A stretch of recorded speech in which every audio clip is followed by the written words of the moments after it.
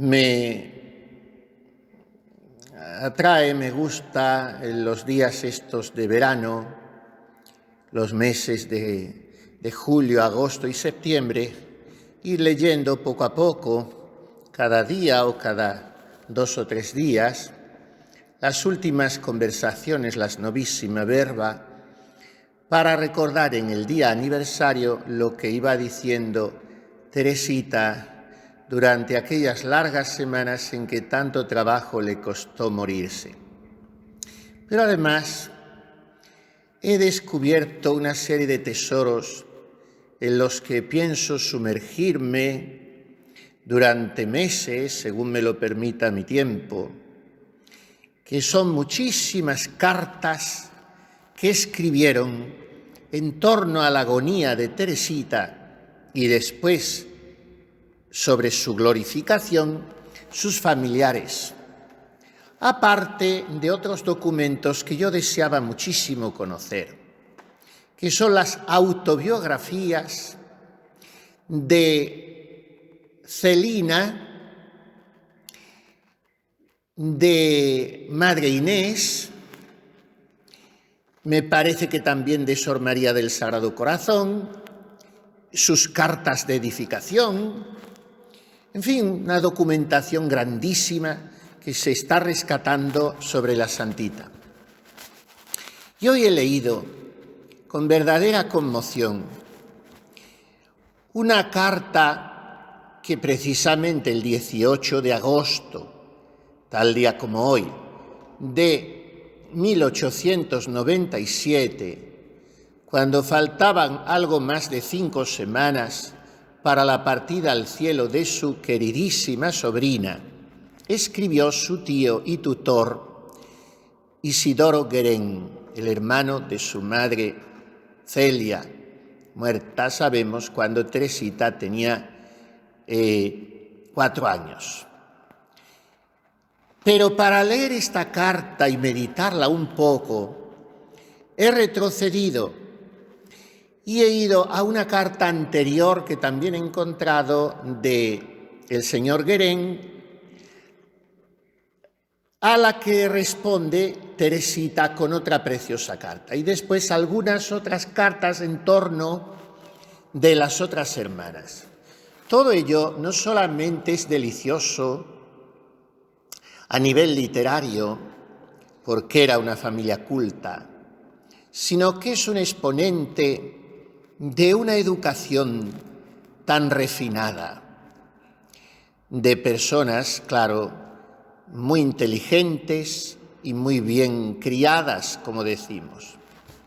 Así se comprende que la vida religiosa sea mucho más fácil, aunque se esté rodeado de personas sin cabeza o sin educación, que es lo que ha de pasar siempre en cualquier convento, porque en todos los conventos pues son seres humanos, mujeres u hombres.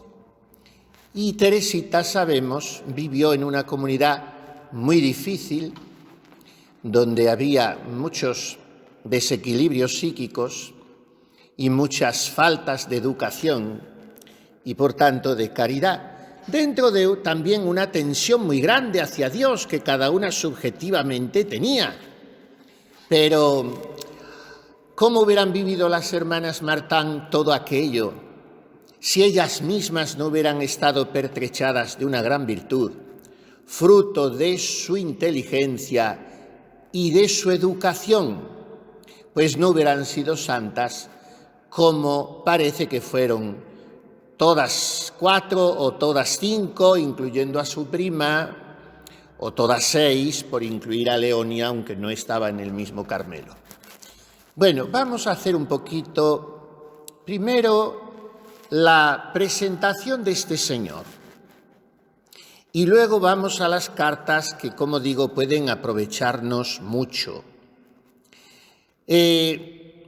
Isidoro Guerén era el hermano pequeño de Celia, de la madre de Teresita. Había nacido en 1841 y eran solo 3 hermanos. La otra, María Luisa, que después se puso Dositea, nada menos, era, como sabemos, Salesa, y era un poco el oráculo de la familia. También murió relativamente joven. Y era una familia de procedencia humilde, en realidad, porque fueron emigrantes. Hubo un éxodo rural de los campos a las ciudades a principios del siglo XIX, y los campesinos iban buscando hacer dinero, claro, como siempre. Y los Guérin eran granjeros. Guérin, que se escribe Guérin, es el segundo apellido de Teresita. Martín, que es el del padre, de cuya familia se sabe menos. De la familia del padre de Teresita sabemos menos, pero de la madre sí hay mucha documentación.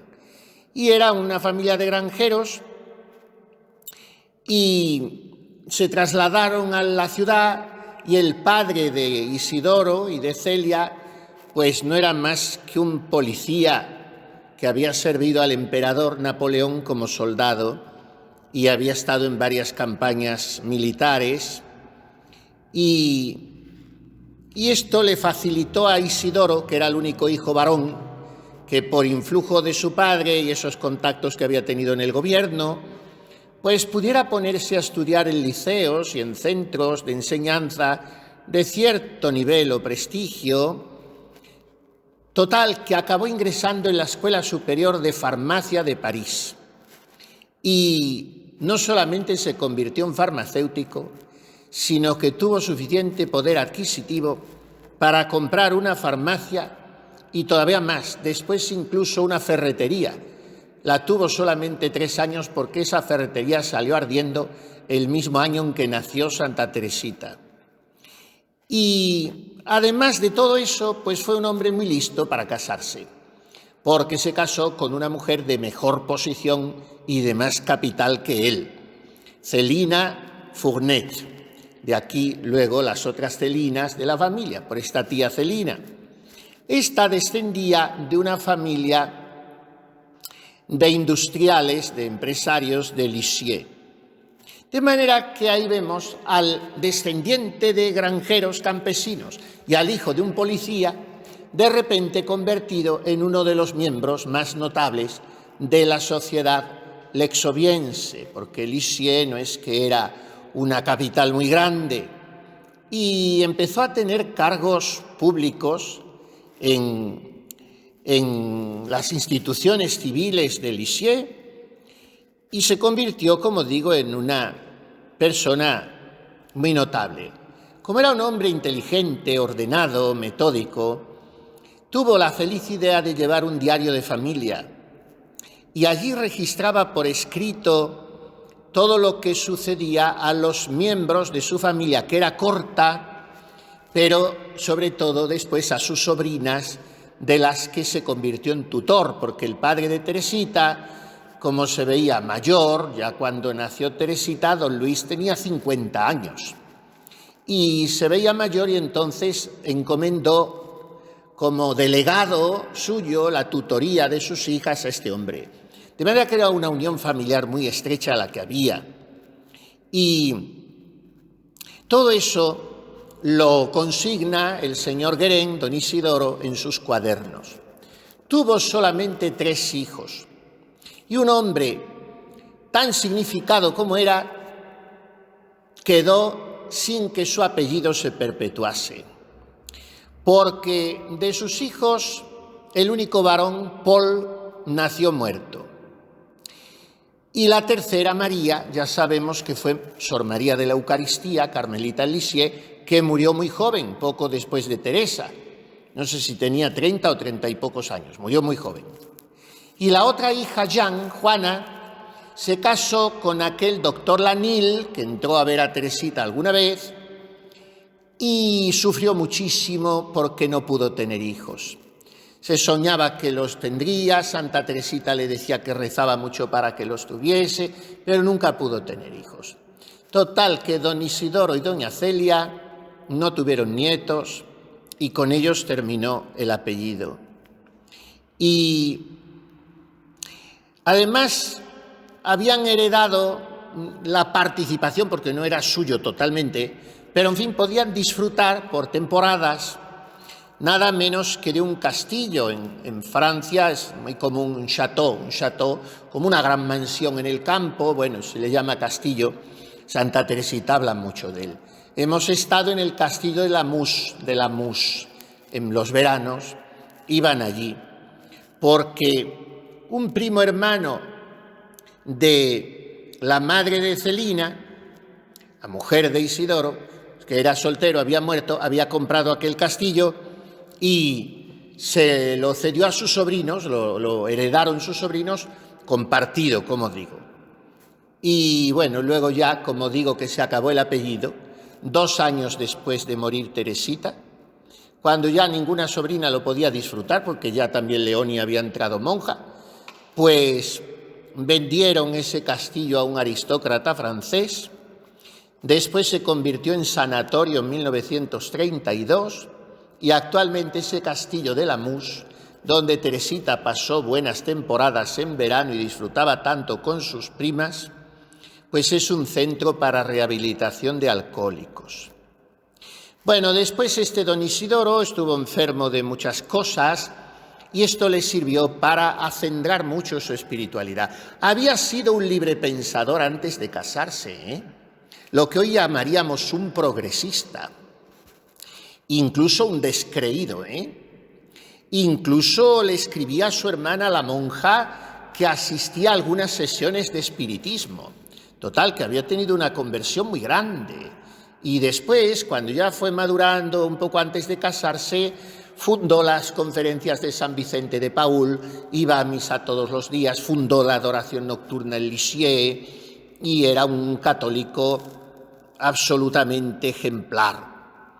Y a ello cooperó no poco la oración y las cartas constantes de su hermana Sor María Dositea, la salesa, y después el ejemplo de su mujer, que era una santa también, la mujer con la que se casó. Bueno, pues este es el tío de Santa Teresita, que cuando fueron perseguidos los hermanos de las escuelas cristianas de La Salle, en Lisieux, salió a su defensa, les protegió, que a la entrada de Lisieux erigió, costeado por él, que todavía se puede contemplar, un calvario muy hermoso, y que representó la causa de la religión católica, el Lisieux. Tanto que un poco después de morir Teresita, en septiembre del año 1900, este hombre pasó a llamarse Hermano Elías del Santísimo Sacramento, porque se hizo terciario carmelita y tomó ese nombre. Fue un gran publicista, incluso hasta periodista. De 1891 a 1896, los últimos años de Teresita, porque colaboró mucho con un periódico de cuya directiva formaba parte, Le Normandais, la Normandía, y ahí se comprometió ideológicamente con su ideología totalmente tradicional y católica. Y bueno, murió el 28 de septiembre de 1909, un poco antes de la apertura del proceso ordinario de canonización de su sobrina Teresita, a la que adoraba. Pues digo que vamos a leer estas cartas de cruzadas, como digo, entre Teresita y su tío. La primera es del día de la Virgen del Carmen, el 16 de julio de 1897. Ya Teresita podía escribir muy poco y solo a lápiz, y escribe a sus tíos: Mis queridos tíos, me siento enormemente feliz de poder demostrarles que su Teresita no ha abandonado todavía el destierro, pues sé que esto les llenará de alegría. Sin embargo, creo, queridos míos, que vuestra alegría será todavía mucho mayor cuando en vez de leer unas pocas líneas trazadas con mano temblorosa, sentáis mi alma cerca de la vuestra. Sí, estoy segura de que Dios me permitirá derramar a manos llenas sus gracias sobre vosotros y sobre mi hermanita Juana y su Francis, su marido Francis. Estaban, como digo, sin poder tener hijos, sufriendo mucho. Escogeré para ellos el querubín más hermoso del cielo y pediré a Jesús que se lo regale a Juana para que llegue a ser un gran pontífice y un gran santo. Esto era una alusión a un sueño que había tenido Juana, la pobrecita, poco después de una peregrinación que hizo a un santuario mariano en Auray, y soñó que sus oraciones eran escuchadas y que una voz misteriosa le decía: será un gran santo y un gran pontífice. Pero ese sueño no se realizó porque no tuvo hijos, como digo, y sufrieron mucho aquellos esposos. Si no soy escuchada, dice Teresita, mi querida hermanita tendrá que renunciar al deseo de ser madre aquí en la tierra, pero podrá alegrarse pensando que en el cielo el Señor le dará el gozo de ver que es madre de muchos hijos, que serán las almas que su sacrificio, aceptado con entereza, hará nacer a la vida de la gracia. Pero confío que le podré alcanzar mi querubín, es decir, un alma que sea su copia fiel, pues un querubín no va a querer desterrarse ni siquiera para recibir las dulces caricias de una madre. Y luego dice: no voy a tener espacio en esta carta para decirles todo lo que quisiera, pero os voy a contar algo de mi comunión de esta mañana, aunque no me puedo detener. Comulgó muy pocas veces en su agonía porque no se atrevían a darle la comunión, y cuando preparaban todo para darle la comunión, ella se ponía nerviosísima y se echaba a llorar y no sabían por qué, hasta que ya terminaba confesándoles que le daba terror tener un vómito después de comulgar y que decía: ¿por qué se empeñarán tanto en hacerme comulgar si yo estoy unida a Jesús? Y esto va a ser un problema, hasta que ya Inés, la madre Inés, se dio cuenta y ya espaciaban muchísimo más las comuniones. Y una de las últimas, la última comunión fue el 19 de agosto, pero esta fue una de las últimas por ser el día de la Virgen del Carmen, porque le habían dicho: y a lo mejor os vais al cielo el día de nuestra Madre Santísima, y ella hizo así un mohín: que no os enteráis de nada, que eso se saldría de mi caminito, que si voy a quedar incorrupta, que si me voy a morir un día de fiesta, que no, que yo lo mío va a ser todo sencillo. Pero le dieron la comunión el día de la Virgen del Carmen y dice: querría contarles detalladamente mi comunión de esta mañana, que vosotros hicisteis que fuese tan emocionante, mejor dicho, tan triunfante, por todos vuestros ramos de flores, porque se lo decían todo a los tíos por billetito, la tornera, y entonces llevaban todo lo que podían. He leído que Leonia, cuando faltaban ya 15 o 20 días para que muriera Teresita, le pone un billete. Pobrecita Leonia, había salido 2 o 3 veces del convento, estaba desubicada, sola, tan difícil que era. Ahora se ha empezado su proceso de beatificación también, y le escribía un billete: mi querida hermanita, vengo del mercado y he pensado que por si acaso te abren el apetito, he comprado unos mejillones y los voy a llevar al torno del Carmelo. En fin, estaban pendientes de todo, ¿no?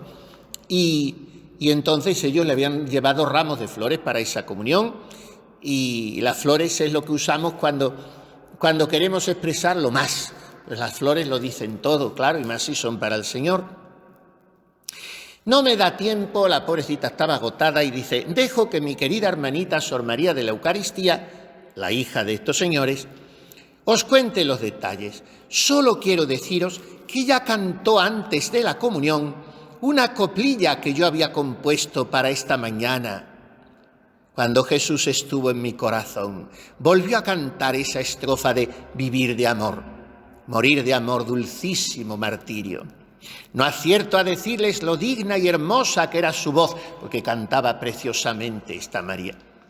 Me había yo prometido no llorar, y ella también no llorar por complacerme, y mis esperanzas se vieron rebasadas. Jesús debió escuchar y comprender perfectamente lo que espero de él, y eso era justamente lo que quería. Ya sé que mis hermanas os han hablado de mi alegría. Es verdad que soy como un pinzón, excepto cuando tengo fiebre. Por suerte, la fiebre solo viene a visitarme al anochecer, a la hora en que los pinzones duermen, con la cabeza escondida bajo el ala. No estaría tan alegre como estoy si Dios no me enseñase que la única alegría posible en la tierra es cumplir su voluntad.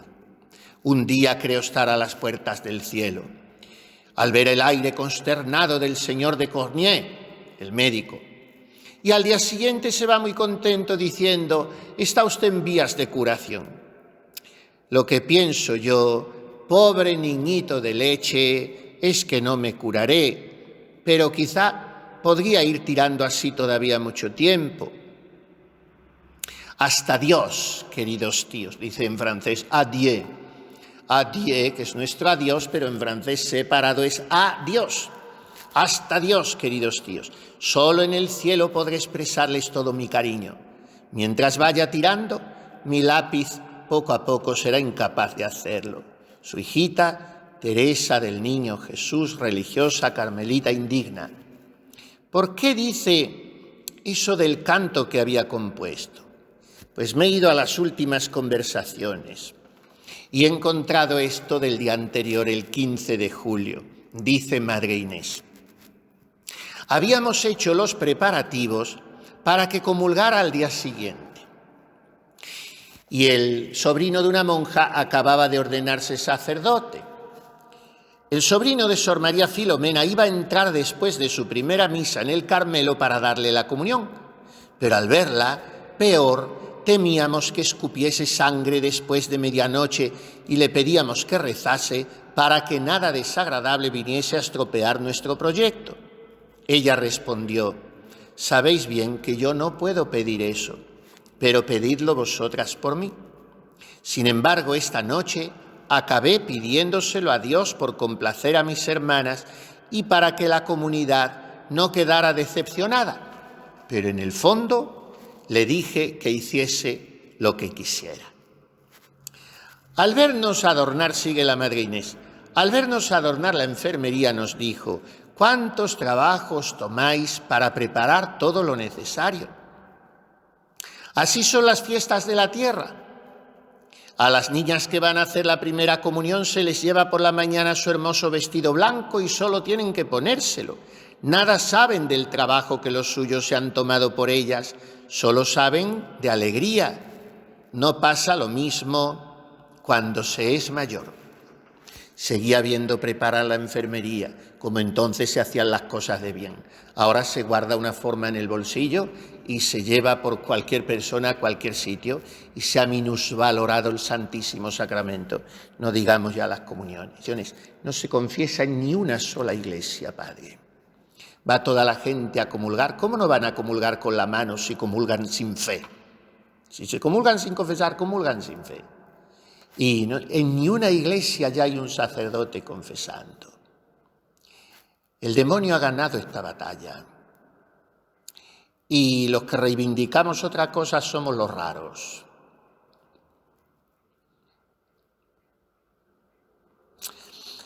En fin, me da muchísimo dolor todo eso. Y me admira que lo aceptemos con naturalidad y no reaccionemos. Y todo esto lo tenemos muy cerca. En fin, pues antes se hacían las cosas así. Se creía en la presencia real de Jesucristo en la Eucaristía. Ayer me escribía también una joven. He ido con 2 o 3 amigos a comulgar. Nos hemos puesto de rodillas. El sacerdote nos ha mirado despreciativo, insolente, y nos ha dicho: explicadme por qué hacéis esto. No hemos contestado. Hemos seguido de rodillas. Le hemos pedido a Jesús mansedumbre y humildad. Nos la ha concedido. 2 o 3 veces ha vuelto a pasar ante nosotros el sacerdote. Hasta que ya será que Jesús se ha compadecido de nuestra actitud, nos ha dado la comunión. Esto pasa todos los días. Y en fin, no quiero seguir porque ya digo que me da pena y me da también admiración que no reaccionemos ni ya nos sorprenda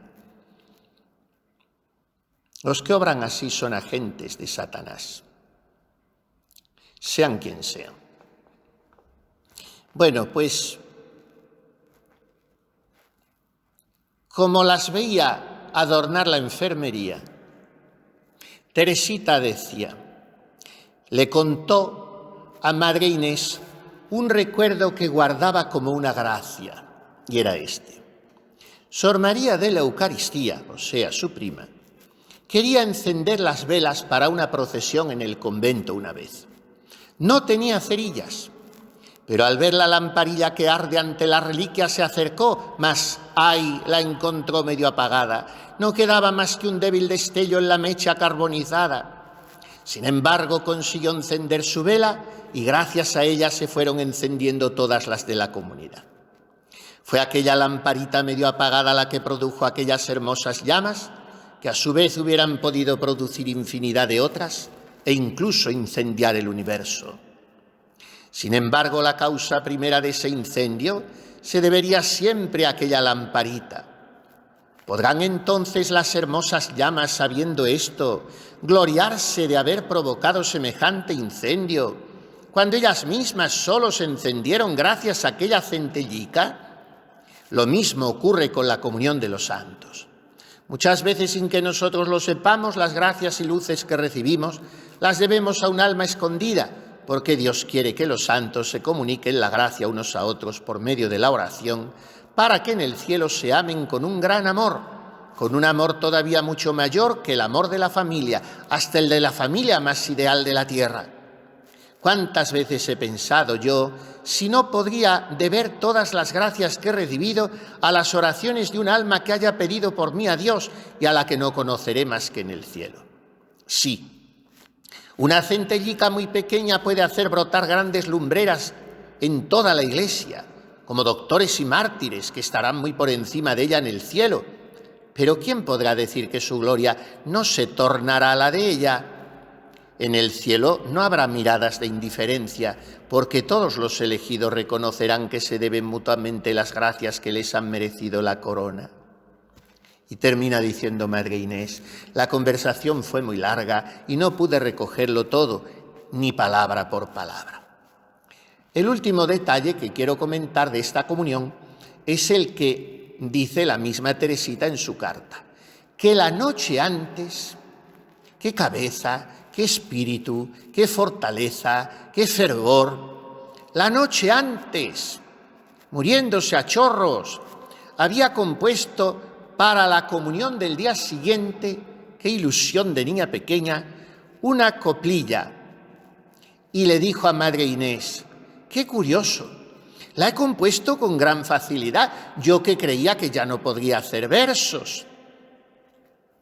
Esto decía la coplilla de Teresita, que había que ajustar a una música que ya conocían y que María de la Eucaristía pudo aprender pronto para, justo cuando estaba comulgando al día siguiente, cantarla. Imaginemos el cuadro.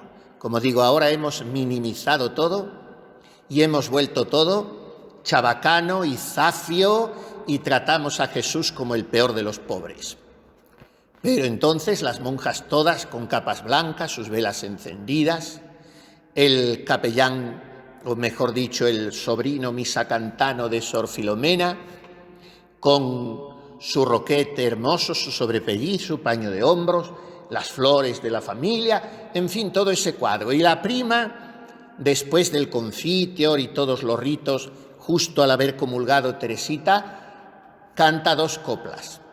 La segunda, Vivir de amor, compuesta por la Santita. Y la primera, esta que decía, tú que conoces mi infinita nada y no vacilas en bajar a mí, ven a mi corazón, oh blanca hostia, ven a mi corazón que aspira a ti. De tu bondad, Señor, yo solicito morir de amor tras tanta dignación.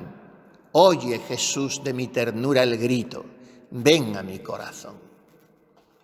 Esta fue la poesía de Teresita que le cantaron mientras ella misma estaba comulgando el día de Nuestra Madre Santísima de 1897, cuando le faltaba mes y medio solo en este destierro. A todo esto responde su tío, Isidoro Guerén, los días, porque se ve que la escribió entre 2 días, 24 y 25 de julio, 8 días después, precisamente desde el Château, desde el castillo de Lamous. Y miren la primera carta de su tío a Teresita. Mi querido Angelito, me hubiera gustado responder antes a la admirable carta que nos enviaste hace unos días, pero no pude hacerlo por mi estado de salud. Sufría mucho de gota este pobre hombre, con todo el dolor que eso supone y la inmovilidad. En cuanto se siente un poco mejor, le dice que se pone a escribirle. Tu carta fue motivo de una sorpresa y una alegría indecibles. Me llenó los ojos de lágrimas. ¿Por qué? No puedo analizarlo. Una multitud de sentimientos las provocó. El orgullo de tener esta hija adoptiva, la admiración por tanto coraje y por tanto amor de Dios. Y también, queridita mía, no puedo disimularlo, la tristeza frente a la cual la naturaleza humana está indefensa ante una separación que le parece eterna. La fe y la razón protestan y cedemos a sus argumentos, pero no pueden detener los dolorosos gemidos del cuerpo al verse privado de uno de sus miembros más preciados. Fuiste la perlita de tu buena madre, fuiste la reinecita de tu anciano padre y eres la florecita más hermosa de la corona de lirios que perfumas y me das un presentimiento del cielo. Cualquiera que sea el dolor que me acecha en estos momentos, nunca se me ha ocurrido disputar por ti con el amor de tu esposo que te llama. ¿Buscaría a alguien retener en el fango en el que se hunde y apenas vive a una amada que tiende sus brazos al Salvador por el que ha suspirado durante tanto tiempo? Esto sería un afecto malentendido, un egoísmo.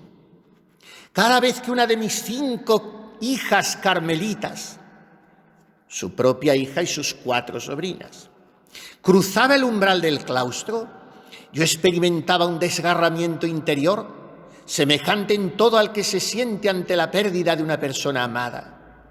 La herida iba sanando gradualmente y cuando se abra de nuevo en la separación final será menos dolorosa. Cuando uno va envejeciendo, los sentimientos se purifican, experimenta mejor la propia nada, ve mejor el fin y la brevedad de la vida y la felicidad inconmensurable de la eternidad, comprende mejor que las verdaderas alegrías familiares y el amor a los suyos recibirán su completo desarrollo y serán indestructibles solo cuando se entremezclen con el amor divino que los consumirá en sí mismo. Esto es lo que pensamos los que tenemos fe. Pero el mundo añora el lodo en que se mueve, sin tener idea alguna del esplendor y la belleza de los cielos. Cuando pienso en ti, flor tan pura y tan casta, empiezo a despreciar la humanidad. El lejano sonido de estas maldiciones nunca ha llegado a vuestros oídos, ni siquiera sospecháis la espantosa profundidad de las heridas que carcomen a la humanidad. Cuando las veas desde lo alto del cielo, con qué profunda piedad te conmoverás al ver a tus propios seres queridos que todavía están viviendo en medio de este hedor. Sí, orarás por nosotros, por mí sobre todo, el menos bueno, el más sucio, porque ya mucho ha vivido, visto y rozado todas las infamias de un mundo corrompido, y porque es de naturaleza más apasionada, y deberá su salvación solo a las almas santas que siempre le han ayudado con sus oraciones. Dicen que el cisne, siempre mudo y silencioso durante su vida, emite un canto sublime cuando ve acercarse la muerte. Tu carta, querida, es sin duda la última canción que nos has dedicado. La guardaremos como un depósito precioso. Los piadosos pensamientos que nos suscita tal vez nos enseñen a sentir un poco la llama del amor divino que os consume y a la que deseáis uniros más íntimamente. Querido pajarito blanco, que has visto la zarza ardiente desde tu tierna infancia, que te has fascinado con su brillo y que te has acercado de tal manera que pronto se entremezclará con ella. Adieu, mi amada hija, perla preciosa, que tu buena madre me confió. El recuerdo de tus virtudes y de tu inocencia nunca me abandonará, y espero que tus oraciones me hagan digno de reunirme con todos los míos en la eterna morada. El que tal vez tiene derecho a llamarse tu segundo padre y te besa desde el fondo de su corazón, Isidoro Gueren. Esta es la carta, como ven, también de un hombre de Dios, que le dirige quien fuera su tutor y su segundo padre, como él mismo se llama. Pero como aquel ángel seguía viviendo, 3 semanas después, el 18 de agosto, por eso la he leído hoy, porque es el aniversario, le dirige esta segunda epístola, si cabe, más bella todavía que la anterior. El tío Gueren había estado tomando las aguas, como estaba tan enfermo de gota, en Vichy, las famosas aguas de Vichy, del 8 al 30 de agosto. Su esposa, doña Celina, había estado con él hasta el 25. Después se tuvo que marchar. Y en medio de esas curas, en el balneario, el 18 de agosto, escribe a Teresita: querido Angelito, quiero hablar contigo hoy.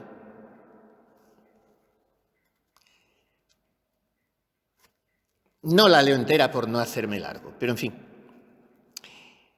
En medio de la agitación en que vivimos, mi mente se aparta y se eleva a regiones más serenas, donde se puede juzgar con más cordura la pequeñez y la grandeza.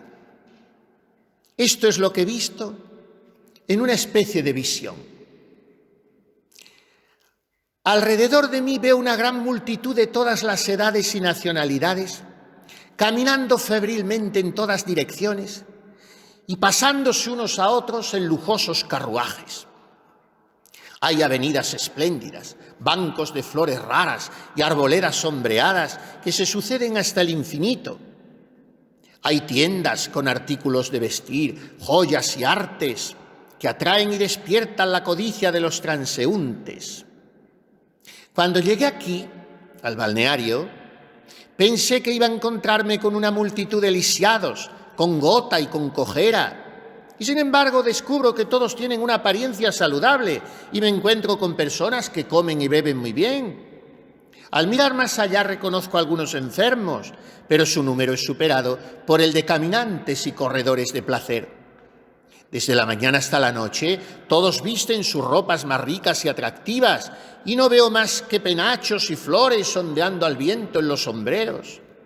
Hermosas mujeres que salen a caminar solicitan la mirada de los espectadores reunidos a cada lado de la avenida, con los ojos chispeantes de placer insatisfecho.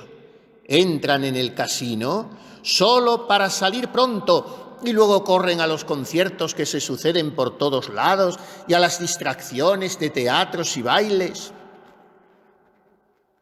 Una fiebre ardiente consume estas hermosas plantas.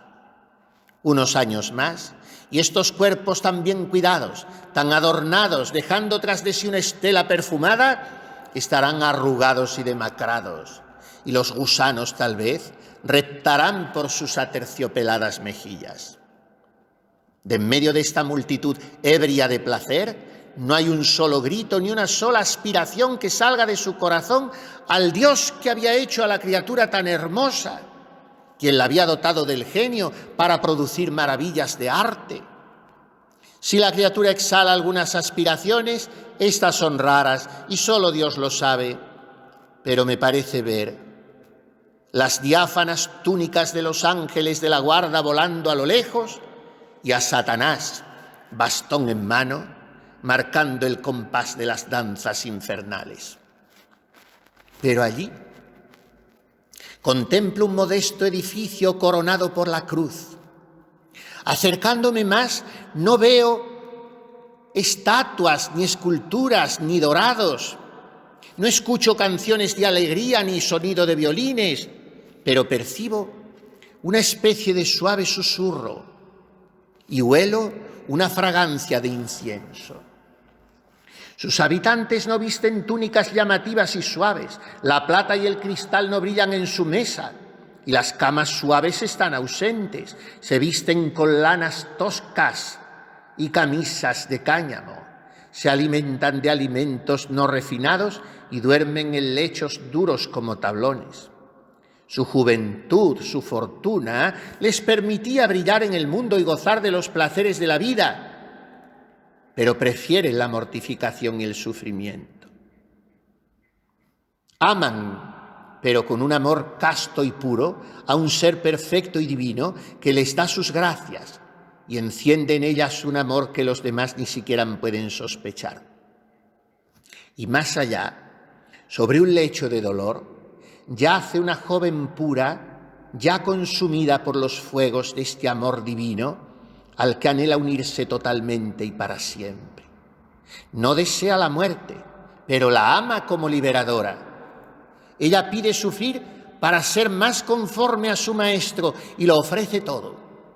Sus oraciones, sus mortificaciones, sus sufrimientos, no en expiación de los pecados cometidos por ella, sino por los de esta multitud que corre bailando al son de violines infernales para arrojarse alegremente en el infierno.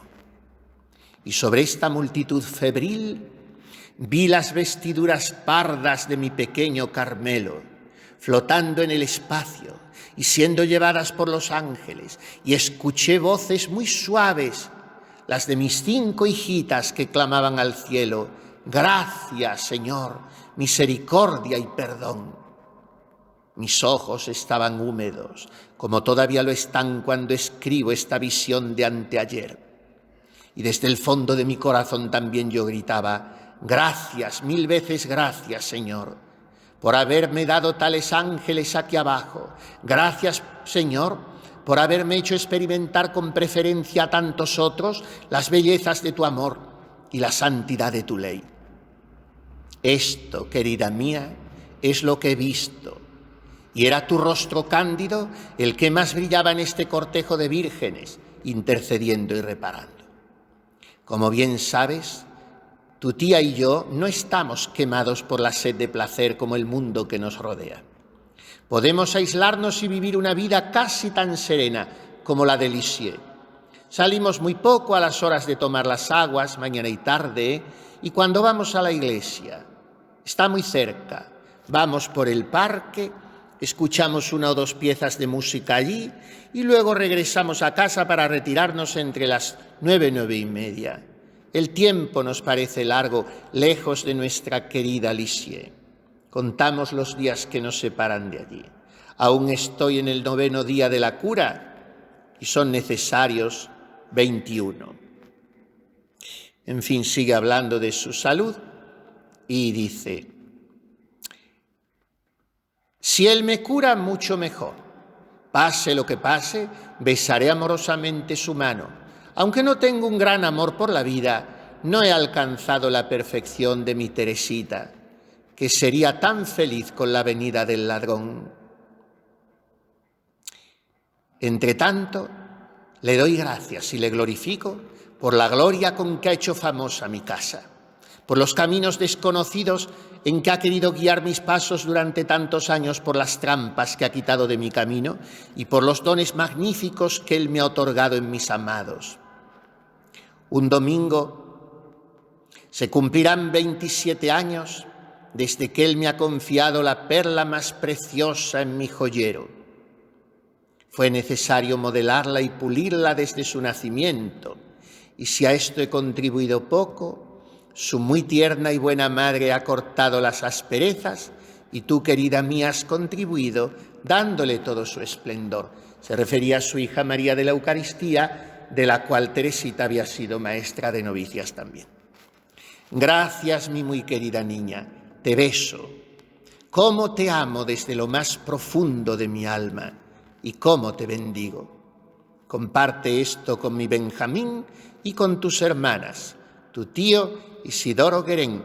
Saludos afectuosos a la buena Madre Priora, que era la Madre Gonzaga. Bien, pues, esta carta de un hombre santo dirige Isidoro Guerén a su sobrina santa, Teresita, poco antes de morir ella. Había sido el 18 de agosto. Unos días antes, el 2 de agosto, había escrito a su hija Sor María de la Eucaristía, dando noticias de su salud y la de su esposa. Y añade en la carta: no puedo dejar de pensar en nuestro querido paciente, Teresita. Puedo verla con su carita angelical esperando con alegría la muerte. Admiro profundamente su sabiduría, que es tan honda, su profundo conocimiento de los secretos del amor divino y su valentía. No es valentía, porque cuando habéis penetrado tanto en los misterios del cielo como hizo San Pablo, no es de extrañar que a pesar de vuestros sufrimientos aspiréis a romper las ataduras que aún os mantienen en la tierra. Esta niña nos enseña tanto y todo lo que dice y hace lo voy a grabar en mi memoria para tratar de imitarla el día que me muera. Ese día se acerca rápidamente. ¿Qué son 20, 30 años? Por mucho que admiro a mi pequeña Teresita, me compadezco de sus pobres hermanas. Sé muy bien que su virtud os ayudará a sobrellevar la prueba con valentía, pero vuestro corazón sangrará copiosamente. Es a la Petit Paulinita, a quien más compadezco, porque su extrema sensibilidad hará que sienta el golpe con más intensidad. Dale mi cariño, querida niña, y haz todo lo que puedas para suavizar el golpe. Transmite también toda nuestra gratitud a tu querida Madre María de Gonzaga, ya que su consideración en todas las cosas me impacta profundamente. Dad mucho amor a nuestra queridísima Teresita. Os mando los besos más tiernos que un padre puede dar a su amada hija. Hay otra carta muy interesante que leo rápido, me estoy alargando mucho, pero termino ya, que es la del yerno de don Isidoro, el marido de su hija Juana. Ya hemos dicho, tuvo solo 3 hijos: Pablito, que nació muerto, María de la Eucaristía, que es carmelita, y Juana, esposa de Francis Lanil, que no tuvieron hijos. Pues este Lanil era médico, pero claro, el médico del Carmelo era el doctor de Cornier.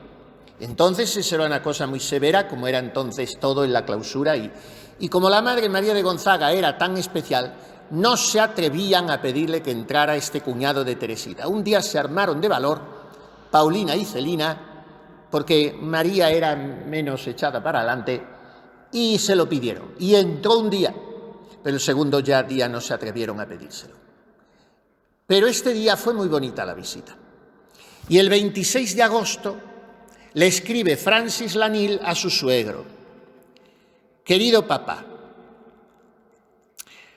ha estado en Lisieux, le habla de un viaje y dice: aproveché mi viaje para ir al Carmelo, donde vi, o más bien escuché, recordemos el locutorio con el velo que solo se quitaba para los hermanos, no para los cuñados. Vi, o más bien escuché a María, que estaba muy contenta de ver de nuevo a su hermano mayor, María, su cuñada, María de la Eucaristía. Le dije que pidiera a la Madre Priora que me permitiera examinar a Teresa para saber si nuestro viaje a Lourdes sería posible, que si se iba a morir enseguida no se viajaban a Lourdes. Me mostraron de inmediato qué honor, o sea, le pasaron a la clausura. Besé a nuestra santita en la frente, por ti y por mamá y por toda la familia, le dice a los suegros. Pedí permiso a la Madre Priora por una cuestión de cortesía, Pero sin esperar respuesta, porque tal vez lo prohibía la regla, tomé lo que me correspondía y me abajé a besarla. ¡Qué rostro tan celestial! ¡Qué ángel! ¡Qué radiante sonrisa! Me emocioné hasta las lágrimas mientras le hablaba, sosteniendo sus manos pálidas que ardían de fiebre. Después de examinarla, hice que se sentara contra sus almohadas. «¿Voy a ver pronto al buen Dios?», me preguntó. «Todavía no, querida hermanita. El buen Dios quiere que esperes unas semanas más para que tu corona sea aún más hermosa en el cielo». «Oh, no, no lo creo, pero quiero seguir sufriendo por salvar almas». «Sí, y así lo harás, pero mientras salvas almas, te elevarás más alto en el cielo y estarás más cerca de Dios». «¿Voy pronto a ver al buen Dios?», me preguntó. «Todavía no, querida hermanita». Cuando le dije te elevarás más alto en el cielo y estarás más cerca de Dios, una sonrisa iluminó su rostro como si el cielo se abriera ante sus ojos y la alumbrara con un brillo divino. «Piensa en nosotros allá arriba, Teresa», le dije. «Por supuesto. Y pediré al buen Dios que te envíe uno de sus pequeños querubines. Sí, le pediré que se parezca a ti». «No, a mí no. A su mamá, que es mucho mejor que yo». «Pues entonces que se parezca a los dos. Pero dime, Francis, ¿cuántos días me faltan para irme al cielo?». «Con tu enfermedad, querida hermanita, es muy difícil de decir. Unas semanas, un mes, tal vez, a menos que haya alguna complicación o que no tengas mucha prisa por ver al buen Dios. Esperaré todo el tiempo que Él quiera. No quiero ser molestia para ti ni para mi tío. Id a Lourdes tranquilamente. Yo esperaré hasta que regreséis. Rogad allí por mí. Dile a mi tío y a mi tía cuánto los amo. Dales, y también a Leonia y a Juana, un beso muy grande de mi parte. Desde lo más alto del cielo siempre estaré con vosotros». Estuve con ella una buena media hora junto con Celina y la madre priora. La volví a besar al salir y su sonrisa me acompañó hasta la puerta. Nunca la olvidaré. Su pulmón derecho está completamente perdido, invadido de tuberculosis, comienza a ablandarse. El tercio inferior de su pulmón izquierdo también está infectado. Se ha puesto muy delgada, pero su rostro aún es hermoso. Ella sufre mucho de neuralgia intercostal. Volví allí el miércoles siguiente con la esperanza de entrar otra vez, pero María y la pequeña priora, o sea, Paulina, no se atrevieron a pedirle permiso a la Madre María de Gonzaga para que yo entrara por segunda vez. Le escribí una receta para aliviar el dolor porque ella estaba sufriendo mucho ese día y le pedí a Celina que viniera para darle algunos consejos.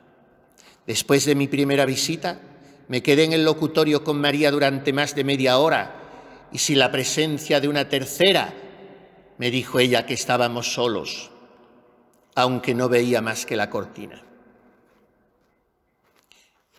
Sigue la carta y aún hay otra del 5 de septiembre de Juana, la mujer de Francisco, a su prima Teresita. «Querida Petite Thérèse, te escribo solo unas pocas líneas temiendo fatigarte. Te envío con esta canastita de flores todo mi cariño. Tú sabes, querida hermanita, que ocupas un gran lugar en mi corazón, así que estoy muy a menudo en espíritu cerca de ti. Cuando me doy cuenta de que estás sufriendo, se me parte el corazón. Así que pido al Espíritu Santo que ilumine a tus dos médicos para que puedan consolarte. No te diré, querido angelito, la alegría que tuve al saber que mi esposo entró en el Carmelo para examinarte. Es un regalo de la providencia. Qué buena fue la Madre Priora. Sin embargo, creo que somos nosotros los que agradecemos desde el fondo de nuestro corazón todo, también a esta buena madre que es tan considerada y amable. Me conmovió mucho que me haya mandado tu fotografía, querida hermanita. La recibí con tal nudo en la garganta, por las lágrimas que no podía ni hablar. Adiós, querida mía, te abrazo muy fuerte, que la Santísima Virgen te tenga bajo su protección. Tu hermanita que te ama, Jan. Mamá te enviará un buen pollo en salsa blanca mañana antes de las 10. Y por último, esta misma prima, Juana, ya el día 16 de septiembre, a punto de morir Teresita, le manda otra carta donde le insiste en que mira su fotografía cada día. Se queda un rato pensando en ella. Es una meditación, Teresa. Luego te mando un beso largo, muy tierno y cariñoso. Francis me dijo que nos enviarías un angelito cuando estuvieras arriba. Estoy seguro de que nuestra pequeña Marie-Thérèse Françoise se parecerá a ti. El buen Jesús no puede negarte nada, pero no fue la voluntad de Dios. No te canso más, querida hermanita. Si pudieras leer en mi corazón, te sorprendería ver allí todo el cariño que te tengo. Que la Santísima Virgen te guarde, querida mía, y te proteja. Con el corazón triste y apesadumbrado te envío un beso. Qué afortunadas son tus hermanas de cuidarte y de estar cerca de ti. Francis se une a mí para besarte y enviar sus saludos a la reverenda Madre Priora, tu hermanita que te quiere, Juana. Cuánto cariño, cuánta delicadeza de sentimientos, cuánta capacidad de padecer, cuánta fe, cuánta nobleza de alma, cuánto amor puro hay en estas cartas, la lectura de las cuales me ha hecho mucho bien. Terminemos ya. He dejado una cosa en el tintero, algo que me ha impresionado mucho. En la primera de las cartas que escribe Teresita a su tío, a la que él le contesta, termina diciendo: en realidad yo solo soy un niño de leche. Después de hablarle de que es un pinzón, un pajarito, dice: el señor de Cornier me dice que no tengo solución, al día siguiente que quizá el médico. Lo que pienso yo, pobre niñito de leche, es que no me curaré, aunque quizá tire mucho tiempo. ¿Por qué dice esto de niñito de leche? No se refiere a que es una niña de pecho, muy pequeña, un bebé. Hay mucho drama detrás de esas palabras. Y no se escribe todo sobre los santos hasta que pasan muchos años. No todo en la muerte de Teresita fue poesía. Hubo mucho dolor, mucha medicación y por lo tanto a veces algún pequeño trastorno. Y esto me ha impresionado mucho porque se trata de que le aplicaron un régimen lácteo. Y entonces ella sentía una repugnancia tremenda hacia la leche. Lo dicen muchas veces las últimas conversaciones. Y es que le habían mandado los médicos a alimentarla con leche a ver si aquello la aliviaba un poco. Se ve que era un método de entonces. Y una de las veces, Teresita tenía una taza al lado y la miraba con verdadero asco. Y su hermana, Paulina, le dijo: pero hay que esforzarse, hay que tomar la leche. Y ella la miró con repugnancia y dijo: ¿no la tomarías por un pecador? Y entonces tomó la taza y la bebió de un sorbo. Pero es que no era solo repugnancia lo que tenía por la leche. Es que se le había metido un poco en la cabeza, y esto pasa con los enfermos, que querían envenenarla con la leche. Esto me ha gustado mucho porque he visto tanto la fragilidad, la pobreza incluso psicológica en su enfermedad de Teresita, que tiene las manías que se le meten a algunos enfermos. Y tuvo una época que pensaba aquello. Y aún así nunca dejó de tomar la leche y aquel día tomó la taza entera. Por eso dice, soy un pobre niñito de leche, se ríe de sí misma. Aunque a veces, no es que fuera siempre, pero a veces le venía el chispazo siniestro de que a través de aquella leche querían envenenarla. Quiero decir que no todo eran expresiones poéticas, que a veces las hermanas dejaban alguna cosa en el tintero, cosas que ahora, ya al cabo de un siglo y cuarto, pues se están adivinando o descubriendo. En fin, todo en esta niña es edificante, todo es encantador, todo es constructivo y todo es elevador de nuestros ánimos al cielo. He querido, aunque he estado más tiempo de la cuenta, compartir estas cartas porque, repito, se ve mucho amor, mucha categoría humana, mucha aceptación con fe del sufrimiento, mucha visión en cristiano de la muerte, aunque ésta sea el troncharse de una florecita blanca apenas abierta a la vida y que tanto prometía como era esta pequeña grande Teresita, que ella interceda por nosotros desde el cielo.